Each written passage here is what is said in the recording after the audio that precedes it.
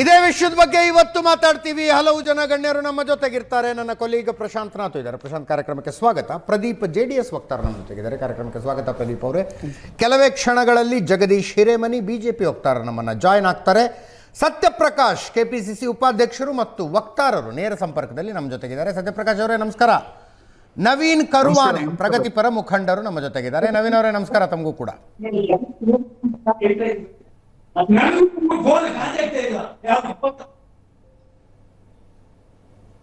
Sir, ಇನ್ನೂ debate start ಆಗಿಲ್ಲ.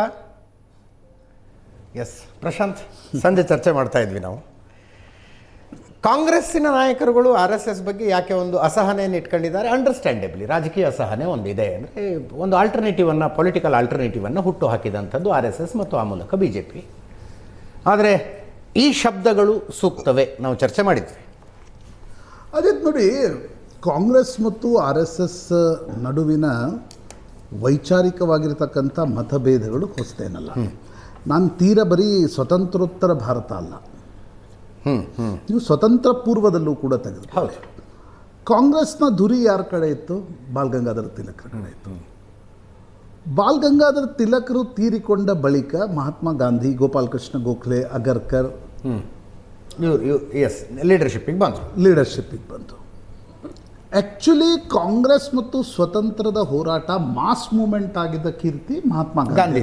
ನೋಡು, ನೀವು ಕ್ರಾಂತಿಕಾರಿ ಹೋರಾಟ ಅದೆಲ್ಲ ಅಲ್ಲಿ ತನಕ ಒಂದಷ್ಟು ಜನ ವಕೀಲರು, ಒಂದಷ್ಟು ಪತ್ರಕರ್ತರು, ಅಂಥವ್ರ ಹೋರಾಟ ಮೋರ್ ಆಫ್ ಎನ್ ಇಂಟೆಲೆಕ್ಚುಯಲ್ ಮತ್ತು ಕ್ರಾಂತಿಕಾರಿ ಹೋರಾಟದ ಸ್ವರೂಪದಲ್ಲಿತ್ತು. ಅಂದರೆ ಅದಕ್ಕೊಂದು ಬೇರೆ ಇತಿಹಾಸ ಇದೆ. 1857ರಿಂದ 1915-20ವರೆಗೆ. ಅದಾದ್ಮೇಲೆ ಮಹಾತ್ಮ ಗಾಂಧಿ ದಕ್ಷಿಣ ಆಫ್ರಿಕಾದಿಂದ ಬಂದ ಮೇಲೆ ಕಾಂಗ್ರೆಸ್ ಅನ್ನೋ ಒಂದು ಮಾಸ್ ಮೂವ್ಮೆಂಟ್ ಮಾಡ್ತಾರೆ. ಜೊತೆಗೆ ವೈಚಾರಿಕವಾಗಿರ್ತಕ್ಕಂಥ ಮತಭೇದಗಳು ತಿಲಕ್ ಸ್ಕೂಲ್ ಮತ್ತು ಮಹಾತ್ಮ ಗಾಂಧಿ ಸ್ಕೂಲ್ ನಡುವೆ ಇದ್ದೇ ಇವೆ. ಅದಾದ್ಮೇಲೆ ನೀವು ಅಂದರೆ ಈಗ ನಾನು ಹೇಳ್ತಿದ್ದೆಲ್ಲ, ಕಾಂಗ್ರೆಸ್ ಮತ್ತು RSSನ ವೈಚಾರಿಕ ಮತಭೇದಗಳು, ಅದು ಕಾಂಗ್ರೆಸ್ ಮತ್ತು ಹಿಂದುತ್ವದ ಮತಭೇದಗಳು ಕೂಡ ಇದ್ವು. ಹೌದು. ತಿಲಕ್ರ ನಂತರ ಸಾವರ್ಕರ್ ಹಿಂದೂ ಮಹಾಸಭಾದಲ್ಲಿರ್ತಾರೆ. ಹೌದು, ಹಿಂದೂ ಮಹಾಸಭಾದಲ್ಲಿರ್ತಾರೆ. ಹಿಂದೂ ಮಹಾಸಭಾಗೂ RSSಗೂ ಮತಭೇದಗಳಿದ್ದು. ಶ್ಯಾಮಾ ಪ್ರಸಾದ್ ಮುಖರ್ಜಿ ಮತ್ತು ಸಾವರ್ಕರ್ ನಡುವೆ ಮತಭೇದಗಳಿರ್ತವೆ. ನಂತರ ಯಾವಾಗ 47ರಲ್ಲಿ ನಾಥುರಾಮ್ ಗೋಡ್ಸೆ ಮಹಾತ್ಮ ಗಾಂಧಿಯ ಹತ್ಯೆ ಮಾಡ್ತಾನೆ, ಆಗ ಸಾವರ್ಕರ್ ಮೇಲೆ ಕೇಸ್ ಹಾಕಿದ ಜೊತೆಗೆ RSS ಅನ್ನ ಕೂಡ ನಿಷೇಧ ಮಾಡಲಾಗುತ್ತೆ. ನಿಷೇಧ ಮಾಡಿದಾಗ RSSನ ಸರಸಂಘ ಚಾಲಕರು ಇರ್ತಾರೆ, ದ್ವಿತೀಯ ಸರಸಂಘ ಚಾಲಕರು ಗುರುಜಿ ಗೋಳ್ವಲ್ಕರ್. ಯಾಕಂದರೆ ಮೊದಲ ಸರಸಂಘ ಚಾಲಕರು ಏನು ಡಾಕ್ಟರ್ ಕೇಶವ್ ಬಲಿರಾಮ್ ಹೆಡ್ಗೇವಾರ್ ಇದ್ದಾರೆ, ಅವರು ಕಾಂಗ್ರೆಸ್ನೇ ಸದಸ್ಯರಾಗಿರ್ತಾರೆ ನಾಗ್ಪುರದಲ್ಲಿ. ಗುರುಜಿ ಗೋಳ್ವಲ್ಕರ್ ಮತ್ತು ಶ್ಯಾಮಾ ಪ್ರಸಾದ್ ಮುಖರ್ಜಿಯವರ ಮಾತುಕತೆಯ ನಂತರವೇ ಜನಸಂಘ, ನಂತರ BJP ಸ್ಥಾಪನೆ ಆಗುತ್ತೆ. ಇನ್ನೊಂದು ಬದಿಯಲ್ಲಿ ಕಾಂಗ್ರೆಸ್ ಇರುತ್ತೆ. ಈಗ ನಾನು ಸ್ವತಂತ್ರ ಸಿಕ್ಕ ನಂತರವೂ ಕೂಡ ಸಾಕಷ್ಟು, ಈಗ ಶ್ಯಾಮಾ ಪ್ರಸಾದ್ ಮುಖರ್ಜಿ 370ಯನ್ನು ವಿರೋಧ ಮಾಡಿ ಅಲ್ಲಿ ಹೋದರು, ಅವರಲ್ಲಿ ತೀರ್ಕೊಂಡ್ರು. ನಂತರ ಜನಸಂಘ ಕಾಂಗ್ರೆಸ್ನ ವಿರೋಧ, ತುರ್ತು ಪರಿಸ್ಥಿತಿಯ ಸಂದರ್ಭದಲ್ಲೂ ಕೂಡ ಜನಸಂಘ ಕಾಂಗ್ರೆಸ್ನ ವಿರೋಧದಲ್ಲಿ ಉಳಿದುಕೊಂಡಿತ್ತು. ಅದಾದಮೇಲೆ ಇಲ್ಲಿಯವರೆಗೆ ರಾಮ ಮಂದಿರ ಹೋರಾಟ ತೆಗೆದುಕೊಳ್ಳಿ, ಈಗ ಮೋದಿ ಸರ್ಕಾರ ಬಂದ ಮೇಲೆ ತೆಗೆದುಕೊಳ್ಳಿ, ಆ ಒಂದು ವಿರೋಧ ಇದ್ದಿದ್ದೆ. ನಾನು ಆ ವಿರೋಧವನ್ನು ನಿರಾಕರಿಸ್ತಾ ಇಲ್ಲ. ಈಗ ಪ್ರಿಯಾಂಕ್ ಖರ್ಗೆ ನಮ್ಮ ಮೊದಲ ಅವ್ರು ಒಟ್ಟು ಅವರ ಹೇಳಿಕೆಯ ತಿರುಳು ನನಗೇನು ಅನಿಸ್ತು ಅಂದರೆ, ನಮ್ಮ ಮೊದಲ ಶತ್ರು RSS, BJP ಅಲ್ಲ ಅಲ್ವಾ? RSS ಅಂದರೆ ದೆವ್ವ ಇದ್ದಂಗೆ, BJP ಅದರ ನೆರಳಿದ್ದಂಗೆ. Nothing wrong in identifying your political enemy, political opponent. Yes, ನಾನು ಕಾಂಪಿಟೇಟರ್ ಅಂತ ಅಲ್ವಾ? ಆಯ್ತು, ನೀವು ಹೇಳಿದಂಗೆ ರಾಜಕೀಯ ಶತ್ರುವನ್ನು ಐಡೆಂಟಿಫೈ ಮಾಡೋದ್ರಲ್ಲಿ ತಪ್ಪಿಲ್ಲ. ಬಟ್ ನನಗನ್ಸುತ್ತೆ ಶಬ್ದಗಳ ಬಳಕೆ ಮಾಡುವಾಗ ನಿಮಗೆ ತಪ್ಪು ಸರಿ ಅನ್ಸಿದ್ರೆ ಅದು ನಿಮ್ಮ ಪ್ರಿಯೋಗೇಟಿವ್, ನಾನು ಅದನ್ನು ಪ್ರಶ್ನೆ ಮಾಡಕ್ಕೆ ಹೋಗಲ್ಲ. ನಾಳೆ ಇನ್ನೊಬ್ರು ನಿಮ್ಮನ್ನು ದೆವ್ವ ಅಂತ ಕರೆದ್ರಲ್ಲ ರವಿಕುಮಾರ್ ಅವರು, ನೀವು ನೆಗೆಟಿವ್ ದೆವ್ವ ಅಂತ ಕರೀತಾರೆ. ಮಲ್ಲಿಕಾರ್ಜುನ್ ಖರ್ಗೆ ಅವ್ರ ಬಗ್ಗೆ ಟೀಕೆ ಮಾಡ್ತಾರೆ, ಗಾಂಧಿ ಕುಟುಂಬದ ಬಗ್ಗೆ ಟೀಕೆ ಮಾಡ್ತಾರೆ. ಅವಾಗಲೂ ನೀವು ಅದೇ ಸಮಚಿತ್ತದಿಂದ ತೆಗೆದುಕೊಳ್ಳಿಕ್ಕೆ ರೆಡಿ ಇದ್ರೆ ನೀವು ಉಂಟು, ಅವರುಂಟು, ಯಾರೂ ಕೂಡ ಬೇಡ ಅನ್ನಲ್ಲ. ಖರ್ಗೆ ಅವರ ಒಟ್ಟು ನನಗನ್ಸುತ್ತೆ ನೋಡಿ, ಯಾಕೆ RSS ಮುಖ್ಯ ಆಗುತ್ತೆ ಈ ದೇಶದ ರಾಜಕಾರಣದಲ್ಲಿ? ಸ್ವತಂತ್ರೋತ್ತರ ಭಾರತದಲ್ಲಿ ಕಾಂಗ್ರೆಸ್ ಸತತವಾಗಿ 1947ರಿಂದ 1977ರವರೆಗೆ ಕಾಂಗ್ರೆಸ್ ಸತತವಾಗಿ ಅಧಿಕಾರದಲ್ಲಿತ್ತು ಈ ದೇಶದಲ್ಲಿ. ಆಗ ಜನಸಂಘ, ಸೋಷಿಯಲಿಸ್ಟ್ರು, ಕಮ್ಯುನಿಸ್ಟ್ರ ಒಂದು ಭಾಗ, ಸಿಂಡಿಕೇಟ್ ಕಾಂಗ್ರೆಸ್ ಇವರೆಲ್ಲರೂ ಸೇರಿ ತುರ್ತು ಪರಿಸ್ಥಿತಿಯನ್ನು ವಿರೋಧ ಮಾಡಿ ಜನತಾ ಪಾರ್ಟಿ ತಂದರು. ಜನತಾ ಪಾರ್ಟಿ ವಿಘಟನೆ ಆಗೋಯ್ತು. ಅದಾದ ಮೇಲೆ ವಿ ಪಿ ಸಿಂಗ್ ಇವರೆಲ್ಲ ಸೋಷಿಯಲಿಸ್ಟ್ ಫ್ರೆಂಡ್ಸ್ಗಳು ಒಟ್ಟಾಗಿ ಬಂದರು. ಅಂದರೆ ಹೇಳುವ ಅರ್ಥ ಏನು, ಸ್ವತಂತ್ರ ಸಿಕ್ಕ ನಂತರ ಕಮ್ಯುನಿಸ್ಟಿಗೂ ಕೂಡ ಕಾಂಗ್ರೆಸ್ಸಿಗೆ ಪರ್ಯಾಯವನ್ನು ಕೊಡಲಿಕ್ಕಾಗಲಿಲ್ಲ. ಕೆಲವು ರಾಜ್ಯಗಳಲ್ಲಿ ಕೊಟ್ಟರು, ಪಶ್ಚಿಮ ಬಂಗಾಳದಲ್ಲಿ ಕೊಟ್ಟರು, ಕೇರಳದಲ್ಲಿ ಕೊಟ್ಟರು, ತ್ರಿಪುರಾದಲ್ಲಿ ಕೊಟ್ಟರು, ಬೇರೆ ರಾಜ್ಯಗಳಲ್ಲಿ ಕೊಡಲಿಕ್ಕಾಗಲಿಲ್ಲ. ಸೋಷಿಯಲಿಸ್ಟರು ಕೂಡ ಕೆಲವು ರಾಜ್ಯಗಳಲ್ಲಿ ಪರ್ಯಾಯವಾಗಿ ಒಂದು ಕಾಂಗ್ರೆಸ್ಗೆ ಪರ್ಯಾಯವಾಗಿ ನಿಂತರು ಕೂಡ, ಯಾಕಂದರೆ 67ರ ಚುನಾವಣೆ 9 ರಾಜ್ಯಗಳಲ್ಲಿ ಕಾಂಗ್ರೆಸ್ ಸೋಲುತ್ತೆ, ಅವೆಲ್ಲವೂ ಸೋಷಿಯಲಿಸ್ಟರು ಸೋಲಿಸಿದ ರಾಜ್ಯಗಳು. ಬಟ್ ಇಡೀ ದೇಶವ್ಯಾಪಿ ಪರ್ಯಾಯವನ್ನು ಸೋಷಿಯಲಿಸ್ಟ್ರಿಗೂ ಕೊಡ್ಲಿಕ್ಕೆ ಸಾಧ್ಯ ಆಗಲಿಲ್ಲ. ಅದಾದ್ಮೇಲೆ ಸ್ಪ್ಲಿಂಟರ್ ಗ್ರೂಪ್ಸ್ಗಳು ಬಂದು ಜಾತಿ ಸಂಘಟನೆ ರಾಜಕೀಯ. ಈಗ ಯಾದವ್ರದ ಪಕ್ಷ ಅದು ಯಾವುದು, RJD, ಮುಲಾಯಂ ಸಿಂಗ್ ಯಾದವ್ರ ಪಕ್ಷ, ಮುಲಾಯಂ ಸಿಂಗ್ ಜಾಟ್ ಪಕ್ಷ ಹರಿಯಾಣದಲ್ಲಿ ಬಂತು. ಕರ್ನಾಟಕದಲ್ಲಿ JDS ಕೂಡ ಒಂದು ಜಾತಿಯ ಪಕ್ಷವೇ, ಸೋಷಿಯಲಿಸ್ಟ್ ಬ್ಯಾಕ್ಗ್ರೌಂಡ್ ಪಕ್ಷಗಳಲ್ವ ಇವೆಲ್ಲ. ಜನತಾ ಪಾರ್ಟಿ, ಜನತಾದಳ ಒಡೆದ ನಂತರ ಅವೆಲ್ಲ ಜಾತಿ ಪಕ್ಷಗಳಾದ್ವಲ್ಲ ಅನೇಕ. ಅವುಗಳಿಗೂ ಕೂಡ ಕಾಂಗ್ರೆಸ್ಗೆ ಪರ್ಯಾಯವನ್ನು ಕೊಡ್ಲಿಕ್ಕೆ ಸಾಧ್ಯ ಆಗಲಿಲ್ಲ. ಪರ್ಯಾಯ ಕೊಟ್ಟಿದ್ದು RSS ಮಾತ್ರ.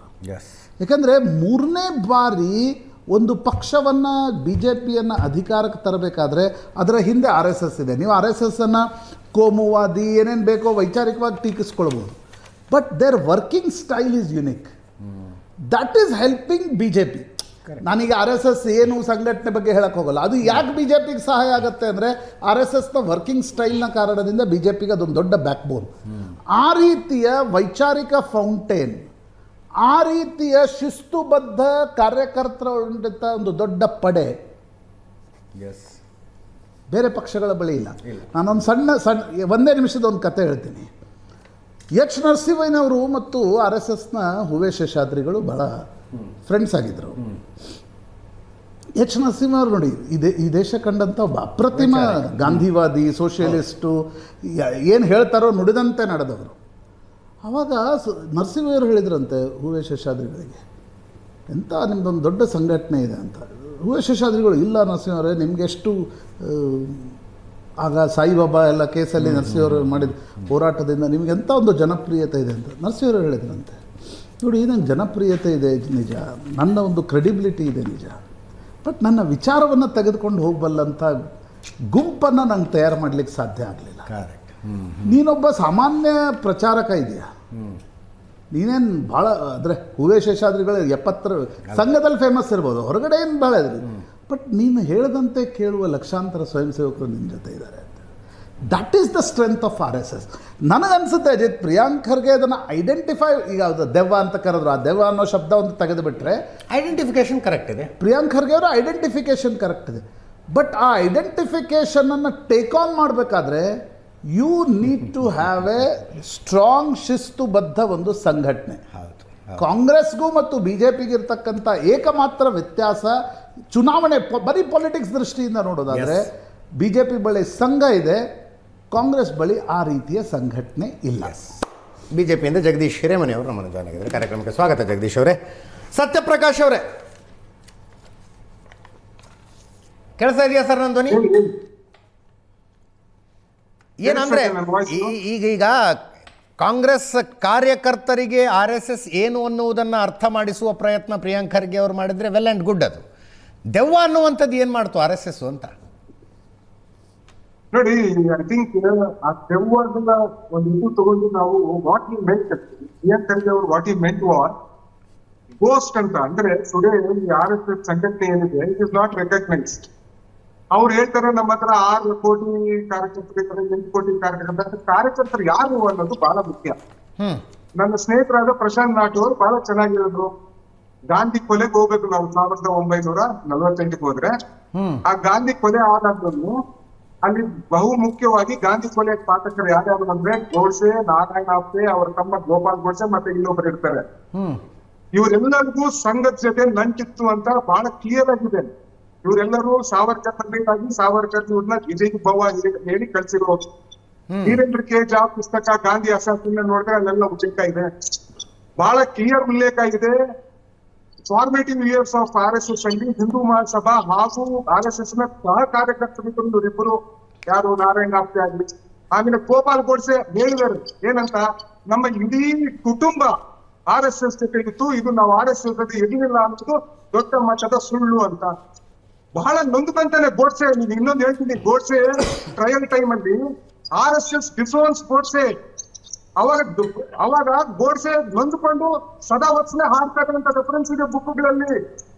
ಸದಾ ವತ್ಸಲೆ ಹಾಡ್ತಾರೆ. ಯಾಕಂದ್ರೆ RSS ಅಂತಿಮವಾಗಿ ನ್ಯಾಯಾಲಯ ಯಾರನ್ನ ತಪ್ಪಿತಸ್ಥರು ಅಂತ ಹೇಳ್ತು, ಯಾರನ್ನ ತಪ್ಪಿತಸ್ಥರು ಅಂತ ಹೇಳಲಿಲ್ಲ. ನನ್ನ ಇವತ್ತು ಡಿಸೋನ್ ಮಾಡ್ತಾ ಇದ್ದಾರೆ ಅಂತ ಹೇಳಿ ಅವ್ರು ಬಹಳ ನೊಂದ್ಕೊಂತಾರೆ. ಈ ತರ ಇನ್ನೊಬ್ಬ ಕಾರ್ಯಕರ್ತನಿಗೆ ಆಗಬಾರದು ಅಂತ ಪ್ರಿಯಾಂಕ್ ಖರ್ಗೆ ಅವ್ರು ಹೇಳಿರೋದು. ನಾಳೆ ಬೆಳಿಗ್ಗೆ ಏನಾಗುತ್ತೆ, ಇವತ್ತು 30 ಕಾರ್ಯಕರ್ತ ಆಫ್ RSS ಅವ್ರು ರಿಜಿಸ್ಟರ್ ಆಗಿಲ್ಲ, ಅವ್ರ ಕಾರ್ಯಕರ್ತರು ಯಾರಂತ ಗೊತ್ತಿಲ್ಲ. ನಿಮ್ಗೊಂದು ಎಕ್ಸಾಂಪಲ್ ಕೊಡ್ತೀನಿ. ನಾಳೆ ಬೆಳಗ್ಗೆ ಇನ್ನೊಬ್ಬ ಗೋಡ್ಸೆ ಮುಚ್ಕೊಂಡು ಆಧುನಿಕ ಗೋಡ್ಸೆ ಇನ್ನೊಬ್ಬ ಯಾಕಂದ್ರೆ ಕೊಂದು ಬಿಟ್ರೆ ನಾಳೆ ಬೆಳಗ್ಗೆ RSS ಹೇಳುತ್ತೆ ನಮಗೂ ಅವ್ರಿಗೆ ಸಂಬಂಧ ಇಲ್ಲ, ಅವ್ರು ನಮ್ಮ ಕಾರ್ಯಕರ್ತನೇ ಅಲ್ಲ ಅಂತ. ಆ ಟ್ರಾನ್ಸ್ಪರೆನ್ಸಿ ಬರ್ಬೇಕು ಅಂದ್ರೆ RSS should not remain a ghost organisation, ದೆವ್ವದ ಆರ್ಗನೈಸೇಷನ್. ಇಂಗ್ಲಿಷ್ ಅಲ್ಲಿ ಗೋಸ್ಟ್ ಆರ್ಗನೈಸೇಷನ್ ಅಂದ್ರೆ ಯಾರು ಅಸ್ತಿತ್ವ ಮುಂದೆ ಇಲ್ಲ, ಹಿಂದ್ಗಡೆಯಿಂದ ಆಟ ಆಡ್ತಾರೆ. ಇವತ್ತು ನಿಮ್ಗೆ ಒಂದು ಸ್ಮಾಲ್ ಎಕ್ಸಾಂಪಲ್ ಕೊಡ್ತೀನಿ. ಇವತ್ತು ಸಮಾಜದಲ್ಲಿ ಆನ್ ಎ ಕಂಟಿನ್ಯೂಸ್ ಬೇಸಿಸ್ ಬೆಂಕಿ ಹಚ್ತವ್ರೆ. ಸಾಮಾಜಿಕ ವಸ್ತ್ರವನ್ನು ಯಾವುದು 75 ವರ್ಷದಿಂದ ಈ ಸೆಕ್ಯುಲರಿಸಮ್ ಅನ್ನ ಸಾಮಾಜಿಕ ವಸ್ತ್ರವನ್ನು ನೆಹರು, ವಲ್ಲಭಾಯ್ ಪಟೇಲ್ ಇವರೆಲ್ಲ ಸೇರಿ ಕಟ್ಟಿದಾರೋ, ಈ ಸಾಮಾಜಿಕ ವಸ್ತ್ರವನ್ನು ಚಿಂದಿ ಚಿತ್ರಣವಾಗಿ ದಿವಸ ಬೆಂಕಿ ಹಚ್ತವ್ರೆ. ನಾಲ್ಕು ಅವರು ಕರೆಕ್ಟ್ ಆಗಿ ಹೇಳಿದ್ರು, ಒಂದು ಕಡೆ ಒಂದು ಸಮಾಜ, ಒಂದು ಕಾರ್ಯಕರ್ತ, ಒಂದು ಸಮಾಜದ ಒಂದು ಸಂಘಟನೆ ಕಾರ್ಯಕರ್ತರು ಬೆಂಕಿ ಹಚ್ತವ್ರೆ. ನಿಮ್ಮ ಕಾಂಗ್ರೆಸ್ ಅಲ್ಲಿ ಬೆಂಕಿ ನಂದಿಸುವುದು ಯಾರಪ್ಪ ಅಂತ ಕರೆಕ್ಟ್. ಬೆಂಕಿ ನಂದಿಸುವ ಸಂಘಟನೆ ನಾವು ಕಟ್ಟಬೇಕು. ಎಲ್ಲಿವರೆಗೂ ಸಮಾಜದಲ್ಲಿ ಬೆಂಕಿ ಹಚ್ಚು ಸಂಘದವರು ಇರ್ತಾರೋ ಅಲ್ಲಿ ಕಾಂಗ್ರೆಸ್ ಬೆಂಕಿ ನಂದಿಸುವ ಫೈರ್ ಫೈಟರ್ಸ್ ನ ಸತ್ಯಪ್ರಕಾಶ್ ಅವರೇ, ಸತ್ಯಪ್ರಕಾಶ್ ಅವರೇ, ಎರಡು ಭಾಗಗಳಿದಾವೆ, ಎರಡು ಭಾಗಗಳು. Register themselves today. ಅಲ್ಲ, let them put a list of their. ನಮ್ಮ ಕಾಂಗ್ರೆಸ್ ಹತ್ರ ಬಂದ್ಬಿಟ್ಟು ನಿಮ್ಮ ರಿಜಿಸ್ಟ್ರೇಷನ್ ಸರ್ಟಿಫಿಕೇಟ್ ಇದೇನಪ್ಪ ಅಂದ್ರೆ ನೋಡಪ್ಪ ನಮ್ಮ ರಿಜಿಸ್ಟ್ರೇಷನ್ ಸರ್ಟಿಫಿಕೇಟ್ ಇದು. ನಿಮ್ಮ ಕಾರ್ಯಕರ್ತರು ಯಾರ್ಯಾರಪ್ಪ ನೋಡಪ್ಪ, ನಮ್ದೆಲ್ಲ ಲಿಸ್ಟ್ ಆಫ್ ಕಾರ್ಯಕರ್ತರು ಇವರೆಲ್ಲ. RSS ನ ಲಿಸ್ಟ್ ಆಫ್ ಕಾರ್ಯಕರ್ತರು ಯಾರಂತ ಯಾರ ಹತ್ರ ಇದೆಯಾ? ಅವ್ರು 6 ಕೋಟಿನೋ 8 ಕೋಟಿನೋ 5 ಕೋಟಿನೋ ಹೇಳ್ತಾರಲ್ವ, ಆ ಕಾರ್ಯಕರ್ತರು ಯಾರ್ಯಾರು ಅನ್ನೋ ಒಂದು ಲಿಸ್ಟ್ ಏನಾನ ಇದ್ರೆ ಇವತ್ತು ಆವತ್ತು ಗೋಡ್ಸೆ ತಪ್ಪಿಸ್ಕೊಂಡ್ರು, ಆವತ್ತು ಸಾವರ್ಕರ್ ತಪ್ಪಿಸ್ಕೊಂಡ್ರು. ಇವತ್ತು ಆತರ ಆಗ್ಬಾರ್ದು. ಆಧುನಿಕ ಗೋಡ್ಸೆಗಳು, ಆಧುನಿಕ ನಾರಾಯಣ ಆಪ್ತೆಗಳು, ಆಧುನಿಕ ಗೋಪಾಲ್ ಗೋಡ್ಸೆಗಳು ತಪ್ಪಿಸ್ಕೋಬಾರ್ದು ಅಂದ್ರೆ RSS ಸಂಘಟನೆ ಮೇಲೆ ನಮ್ಗೆ ಏನಿಲ್ಲ. Let it become a registered organisation. ಹೌದ್ರಿ, ಅಧಿಕಾರದಲ್ಲಿದ್ರಲ್ಲ ಅಷ್ಟು ವರ್ಷ ಏನ್ ಮಾಡಿದ್ರಿ ಪ್ರಯತ್ನ ಅದಕ್ಕೆ? ಸತ್ಯಪ್ರಕಾಶ್ ಅವರೇ, 1947ರಿಂದ 77ರವರೆಗೆ, 80ರಿಂದ 89ರವರೆಗೆ, 91ರಿಂದ 96ರವರೆಗೆ, 2004ರಿಂದ 14ರವರೆಗೆ ಎಷ್ಟು ವರ್ಷ ಅಧಿಕಾರದಲ್ಲಿದ್ರಿ ಕೇಂದ್ರದಲ್ಲಿ? ಏನ್ ಪ್ರಯತ್ನ ಮಾಡಿದ್ರಿ ಅದಕ್ಕೆ ರಿಜಿಸ್ಟ್ರೇಷನ್ ಮಾಡಿಸ್ಬೇಕು ಅಂತ? ಕೇಳಿಸ್ತಾ ಇಲ್ಲ ನನಗೆ. ಈಗ ನಾನ್ ಕೇಳೋದು ಗುರು ದಕ್ಷಿಣೆ ಅಂತ. ಗುರು ಪೂರ್ಣಿಮಾ ದಿವಸ ಲಕೂಟೆಗಳು ಹೋಗ್ತವೆ. ಎಷ್ಟು ಕೋಟಿ ಲಕೂಟೆಗಳು ಹೋಗ್ತವೆ? ಅವು ಯಾರು ಲೆಕ್ಕ ಕೊಡ್ತಾರೆ ಅನ್ನೋದು ಬೇಕಲ್ವಾ ಈ ದೇಶಕ್ಕೆ? ಸೋಕಾಲ್ಡ್ ರಾಷ್ಟ್ರವಾದಿ ಸಂಘಟನೆ, ರಾಷ್ಟ್ರೀಯತೆ ಉಳ್ಳ ಸಂಘಟನೆ, ರಾಷ್ಟ್ರಕ್ಕಾಗಿ ಆ ದುಡ್ಡೆಲ್ಲ ಹೋಗ್ತಾ ಇದೆ ತೋರಿಸ್ಬೇಕಲ್ವಾ ಪ್ರಶಾಂತ್ ಮಠ ಅವರೇ? ಇದು ಸತ್ಯಪ್ರಕಾಶ್ ಅವರೇ, ವಾಯ್ಸ್ ಕೇಳಿಸ್ತಾ ಇದೆಯಾ? ನಮ್ಗೆ ಸರಿಯಾಗಿ ವಾಯ್ಸ್ ಕೇಳಿಸ್ತಿದ್ಯಾ? ಸತ್ಯಪ್ರಕಾಶ್ ಅವರೇ, ವಾಯ್ಸ್ ಕೇಳಿಸ್ತಾ ಇದೆಯಾ? ಕೇಳಿಸ್ತಾ ಇದೆ, ಬಟ್ ಎಕೋ ಇದೆ ಹೇಳಿ. ಓಕೆ, ಅದೇ ಪ್ರಶ್ನೆ ನಾನು ನವೀನ್ ಕರ್ವಾನೆ ಅವರಿಗೆ ತಗೊಳ್ಳೋಣ. ನವೀನ್ ಕರ್ವಾನೆ ಅವರೇ, ತಾವು ಪ್ರಗತಿಪರ ಮುಖಂಡರು ಅಂತ ಹೇಳೋದಿದ್ರೆ ನೀವು ಕಾಂಗ್ರೆಸ್ನ ಡಿಫೆಂಡ್ ಮಾಡ್ಕೊಳ್ಬೇಕು ಅಥವಾ ಮಾಡ್ಕೋತೀರಾ ಅನ್ನುವಂಥ ನಿರೀಕ್ಷೆ ಏನಿಲ್ಲ. ಕಾಂಗ್ರೆಸ್ಸು ದಶಕಗಳ ಕಾಲ ಅಧಿಕಾರದಲ್ಲಿತ್ತು. ಈಗ ನೆನಪಾಗ್ತಿದೆಯಾ RSS ರಿಜಿಸ್ಟರ್ಡ್ ಆರ್ಗನೈಸೇಷನ್ ಅಲ್ಲ ಅನ್ನೋದು?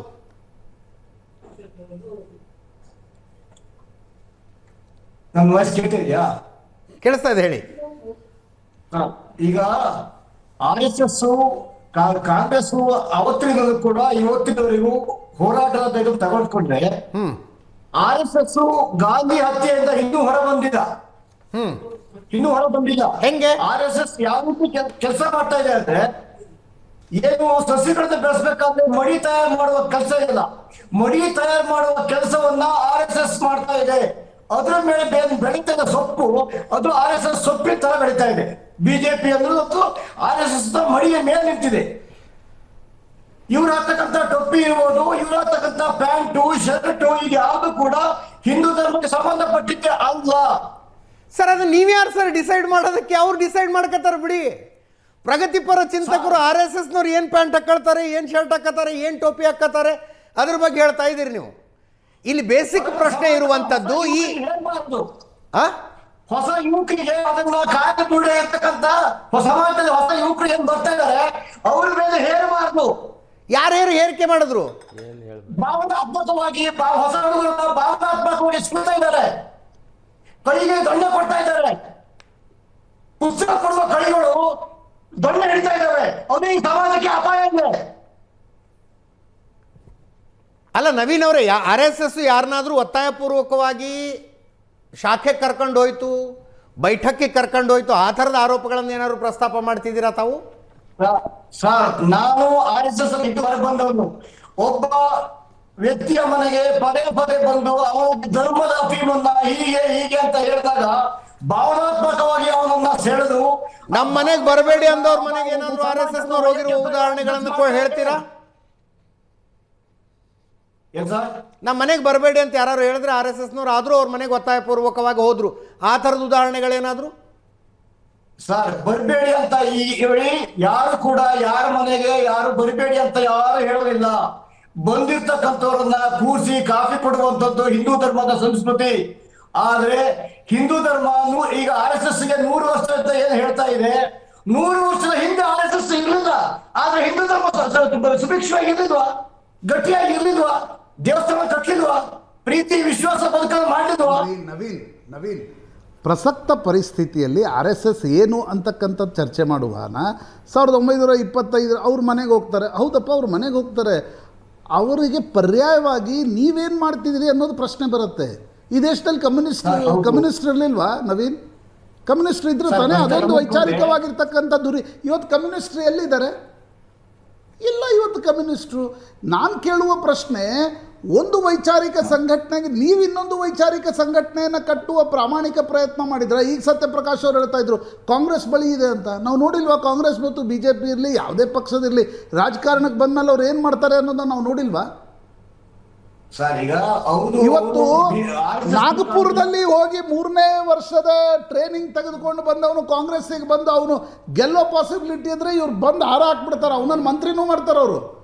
ಕಾಂಗ್ರೆಸ್ನವ್ರಿಗೆ ಯಾವಾಗಿತ್ತು ಈ ರೀತಿಯ ಐಡಿಯಾಲಜಿಕಲ್ ಆಗಿರ್ತಕ್ಕಂಥ ಬೆಂಟ್ ಆಫ್ ಮೈಂಡ್? ಪ್ರಿಯಾಂಕಾಗೆ ಇರ್ಬೋದು, ನಾನೇನು ಪ್ರಿಯಾಂಕ ಅವ್ರನ್ನ ನಿರಾಕರಿಸ್ತಾ ಇಲ್ಲ. ಬಟ್ ಕಾಂಗ್ರೆಸ್ ಪಾರ್ಟಿ ಯಾವತ್ತಿಗೂ ಕೂಡ ಈ ವೈಚಾರಿಕ ಹೋರಾಟವನ್ನು ಮಾಡೇ ಇಲ್ಲ ಮಹಾತ್ಮ ಗಾಂಧಿಯವರು ತೀರ್ಕೊಂಡು ಬಳಿಕ. ಎಸ್, ಈ ರೀತಿ ಇದೇ ವಿಷಯದ ಬಗ್ಗೆ ಇವತ್ತು ಮಾತಾಡ್ತಾ ಇದ್ದೀವಿ. ಪ್ರಿಯಾಂಕ ಖರ್ಗೆ ಅವರ ಹೇಳಿಕೆ, RSS ಅನ್ನುವುದು ದೆವ್ವ ಇದ್ದಂತೆ, BJP ಅದರ ನೆರಳು, ನಾವು ನೆರಳಿನ ಜೊತೆ ಗುದ್ದಾಡಬಾರ್ದು, RSS ಜೊತೆ ಗುದ್ದಾಡಬೇಕು ಅಂತ ಜಗದೀಶ್ ಹಿರೇಮನಿಯವರು ನಮ್ಮ ಜೊತೆಗಿದ್ದಾರೆ. ಜಗದೀಶ್ ಹಿರೇಮನಿಯವರೇ, ಸಹಜ ಅಲ್ವಾ ಒಬ್ಬ ಕಾಂಗ್ರೆಸ್ ನಾಯಕನ ಅಭಿಪ್ರಾಯ RSS ಬಗ್ಗೆ? ಪ್ರಶಾಂತ್ ಎಕ್ಸ್ಪ್ಲೇನ್ ಮಾಡ್ತಾಯಿದ್ರು, ದೇಶದಲ್ಲಿ ಕಾಂಗ್ರೆಸ್ಗೆ ಒಂದು ಆಲ್ಟರ್ನೇಟಿವ್ ಕೊಟ್ಟಂಥದ್ದು RSS, ಅನೇಕ ಕಡೆಗಳಲ್ಲಿ ಸೋಲಿಸ್ತಾ ಇದ್ದೀರಿ, ಆ ಕಾರಣಕ್ಕಾಗಿ ಒಂದು ರಾಜಕೀಯ ಸಿಟ್ಟಿದೆಯಪ್ಪ. ನೋಡಿ, ಪ್ರಿಯಾಂಕಾ ಖರ್ಗೆ ಅವರು ಕಳೆದ ಸಂಘದ ಶತಮಾನೋತ್ಸವ ಏನು ಪ್ರಾರಂಭ ಆಯಿತು ಅವತ್ತಿಂದ ಅವ್ರದ್ದು ಸಂಘದ ಹೆಸರನ್ನು ತಗೊಂಡು ತಮ್ಮ ಪಾಪ್ಯುಲಾರಿಟಿಯನ್ನು ಮಾಡ್ಕೋಬೇಕು ಅನ್ನುವಂಥ ಒಂದೇ ಒಂದು ಉದ್ದೇಶವನ್ನು ಇಟ್ಕೊಂಡು ಜೇವರಿಗೆಯಲ್ಲಿ ನಡೀತಾ ಇದ್ದಂಥ ಸ್ವಯಂ ಸೇವಕ ಸಂಘದ ಮೆರವಣಿಗೆಯನ್ನು ತಡೆ ಹಿಡಿಯೋದಕ್ಕೆ ಪ್ರಯತ್ನ ಮಾಡಿದರು. ಅದರಲ್ಲಿ ಯಶಸ್ವಿ ಕಾಣಲಿಲ್ಲ. ಏನು ಇವತ್ತು RSSನ್ನು ದೆವ್ವ ಅಂತ ಹೇಳ್ತಿದ್ದಾರೋ, ನಾನು ಸನ್ಮಾನ್ಯ ಪ್ರಿಯಾಂಕಾ ಖರ್ಗೆ ಅವರಿಗೆ ನಾನು ಈ ಮೂಲಕ ಕೇಳೋದು ಏನು ಅಂತಂದರೆ, 1934ರಲ್ಲಿ ಮಹಾತ್ಮ ಗಾಂಧೀಜಿಯವರು RSSನ ಶಿಬಿರಕ್ಕೆ ಭೇಟಿ ಕೊಟ್ಟಿದ್ದರು. ಭೇಟಿ ಕೊಟ್ಟಂಥ ಸಂದರ್ಭದಲ್ಲಿ ಮಹಾತ್ಮ ಗಾಂಧೀಜಿಯವರು ಒಂದು ಮಾತನ್ನು ಹೇಳ್ತಾರೆ, ಇಲ್ಲಿ ಯಾವುದೂ ಅಸ್ಪೃಶ್ಯತೆ ಇಲ್ಲ, ಜಾತಿ ಇಲ್ಲ, ಒಂದು ಶಿಸ್ತುಬದ್ಧವಾಗಿರುವಂಥ ಸಂಘಟನೆಯನ್ನು RSS ಕಟ್ಟಿದೆ ಅನ್ನುವಂಥ ಮಾತನ್ನು ಮಹಾತ್ಮ ಗಾಂಧೀಜಿಯವರು ಹೇಳ್ತಾರೆ. ಹಾಗಾದರೆ ಮಹಾತ್ಮ ಗಾಂಧೀಜಿಯವ್ರ ಮೇಲೆ ನಂಬಿಕೆ ಇಲ್ವಾ ಪ್ರಿಯಾಂಕಾ ಖರ್ಗೆ ಅವರಿಗೆ? ಸರಸಂಘ ಚಾಲಕರು ಮಸೀದಿಗೆ ಭೇಟಿ ಕೊಟ್ಟರು ಸರ್, ಅದರ ಅರ್ಥ RSS ಅಲ್ಲ. ನಾನು ಬರ್ತಿದ್ದೇನೆ, ಮುಂದೆ ಬರ್ತೀನಿ. ಮಹಾತ್ಮ ಗಾಂಧೀಜಿಯವರು ಕೊಟ್ಟರು. ಯಾವ ಸಮುದಾಯದ ಕಾರ್ಯಗಳನ್ನು ಅಭಿವೃದ್ಧಿಯನ್ನು ಜನರ ಅಭಿವೃದ್ಧಿಯನ್ನು ಮಾಡಬೇಕಾಗಿರುವಂತಹ ಪ್ರಿಯಾಂಕಾ ಖರ್ಗೆ ಅವರು ತಮ್ಮ ಸ್ವಕ್ಷೇತ್ರದಲ್ಲೇ ಇವತ್ತು ಹೀನಾಯವಾಗಿರುವಂತಹ ಸ್ಥಿತಿ ಇವತ್ತು ಕ್ಷೇತ್ರದಲ್ಲಿದೆ. ಆ ಜ್ವಲಂತ ಸಮಸ್ಯೆಯನ್ನು ಬಿಟ್ಟು ಇವತ್ತು RSSನ ಒಂದು ಹೆಸರನ್ನು ಹೇಳ್ಕೊಂಡು ಅವರು ಪಾಪ್ಯುಲಾರಿಟಿ ಮಾಡ್ಕೊಳ್ಬೇಕು ಅನ್ನುವಂಥದ್ದು ಒಂದೇ ಅಲ್ಲದೆ 1962 ಏನು ಚೈನಾ ಯುದ್ಧ ನಡೀತು, ಭಾರತ ಮತ್ತು ಚೈನಾ, ಆವಾಗ RSS ರಿಜಿಸ್ಟ್ರೇಷನು ಆಗಿರಲಿಲ್ಲ. RSS ನೋಂದಣಿ ಸಂಘಟನೆಯೂ ಆಗಿರಲಿಲ್ಲ. ಆ ಯುದ್ಧದಲ್ಲಿ ರಾಷ್ಟ್ರೀಯ ಸ್ವಯಂ ಸೇವಕ ಸಂಘದ ಕಾರ್ಯಕರ್ತರು ಯುದ್ಧ ಮಾಡುವಂಥ ಯೋಧರ ಜೊತೆಗೆ ಸಹಕಾರಿಗಳಾಗಿ ಅವರಿಗೆ ಬೆನ್ನೆಲುಬಾಗಿ ನಿಂತ್ಕೊಂಡು ಕೆಲಸ ಮಾಡಿರುವಂಥ ಪರಿಣಾಮವಾಗಿ ಅವತ್ತಿನ ಪ್ರಧಾನಮಂತ್ರಿ ಜವಾಹರ್ಲಾಲ್ ನೆಹರು ಅವರು ಪೂಜ್ಯ ಗುರೂಜಿ ಅವರಿಗೆ ಪತ್ರ ಬರೀತಾರೆ, ನೀವು ರಾಷ್ಟ್ರೀಯ ಸ್ವಯಂ ಸೇವಕ ಸಂಘದ ಸ್ವಯಂ ಸೇವಕರು ರಾಷ್ಟ್ರಬದ್ಧತೆಯಿಂದ ಕೆಲಸ ಮಾಡಿರುವಂಥ ಕಾರಣದಿಂದ ನಿಮಗೆ ಪೆರೇಡ್ನಲ್ಲಿ ನಾವು ಅವಕಾಶ ಮಾಡಿಕೊಡ್ತೀವಿ ಅನ್ನುವಂಥದ್ದನ್ನು ಆಹ್ವಾನವನ್ನು ಕೊಟ್ಟು ರಿಪಬ್ಲಿಕ್ ಡೇ ದಿವಸ ದಿಲ್ಲಿನಲ್ಲಿ ರಾಷ್ಟ್ರೀಯ ಸ್ವಯಂ ಸೇವಕ ಸಂಘದ ಒಂದು ಮೆರವಣಿಗೆಯನ್ನು ಮಾಡೋದಕ್ಕೆ ಅವಕಾಶವನ್ನು ಮಾಡಿಕೊಟ್ಟಿದ್ದಾರೆ. ಅಂದರೆ ನೆಹರು ಗಾಂಧಿಯವರಿಗೆ ಬೇಕಾಗದೇ ಇದ್ದಂತಹ ರಿಜಿಸ್ಟ್ರೇಷನ್ ಈಗ ಪ್ರಿಯಾಂಕಾ ಗಾಂಧಿಯವರಿಗೆ ಅವಶ್ಯಕತೆ ಇದೆಯಾ? ರಾಷ್ಟ್ರೀಯ ಸ್ವಯಂ ಸೇವಕ ಸಂಘಕ್ಕೆ ದೇಣಿಗೆ ಕೊಡುವಂಥ ಸಿಸ್ಟಮ್ ಇಲ್ಲವೇ ಇಲ್ಲ. ನಾನು 35 ವರ್ಷದಿಂದ ಸ್ವಯಂ ಸೇವಕನಾಗಿ ಕೆಲಸ ಮಾಡ್ತಾ ಇದ್ದೇನೆ. ದೇಣಿಗೆಯನ್ನು ಪಡೆಯುವಂಥದ್ದು ಯಾವುದು ಅಂತಂದರೆ, ಯಾವ ಟ್ರಸ್ಟು ಮತ್ತು ವ್ಯಕ್ತಿಗಳ ಕೈಯಲ್ಲಿ ಹಿಡಿತ ಇರುತ್ತೋ ಅವರು ದೇಣಿಗೆಯನ್ನು ಪಡಿತಾರೆ. ಆದರೆ ರಾಷ್ಟ್ರೀಯ ಸ್ವಯಂ ಸೇವಕ ಸಂಘ ಕೇವಲ ದಕ್ಷಿಣೆ ಮಾತ್ರ ತಗೊಳ್ಳುತ್ತೆ. ಅಂದರೆ ಗುರುವನ್ನು, ಸಂಘಟನೆಯನ್ನು ಗುರುವನ್ನಾಗಿ ನಂಬಿಕೊಂಡಿದೆ. ಅಲ್ಲಿರುವಂಥ ಭಗವಾ ಧ್ವಜವನ್ನು ನಾವು ಗುರುವನ್ನಾಗಿ ಸ್ವೀಕಾರ ಮಾಡಿದ್ದೀವಿ. ಹಿಂದೂ ಧರ್ಮವನ್ನು, ರಾಷ್ಟ್ರವನ್ನು ಸಂರಕ್ಷಣೆ ಮಾಡೋದಕ್ಕೆ ಸಂಕಲ್ಪವನ್ನು ಮಾಡಿರುವಂಥ ಸಂಘಟನೆ. ಗುರು ದಕ್ಷಿಣೆಯಾಗಿ ನಾವು ಅದನ್ನು ಸ್ವೀಕಾರ ಮಾಡ್ತೀವಿ, ದೇಣಿಗೆಯಾಗಿ ಅಲ್ಲ. ಇದು ಮೊದಲನೇ ಪಾಯಿಂಟ್. ಜಗದೀಶ್ ಅವರು ಇದನ್ನ ಬೆಂಗಳೂರಿಗೆ ಬಂದಾಗ ಸರಸಂಘ ಚಾಲಕರೇ ಇದನ್ನು ಕ್ಲಾರಿಫೈ ಮಾಡಿದ್ದಾರೆ. ಅದಕ್ಕೆ ಅವ್ರು ಹೇಳಿದ್ದು ಇನ್ನೊಂದು ಅರ್ಥ ಇದೆ, ಅದು ದೆವ್ವ ಆದ್ರೆ ಬಿಜೆಪಿ ನೆರಳು ಅಂತ.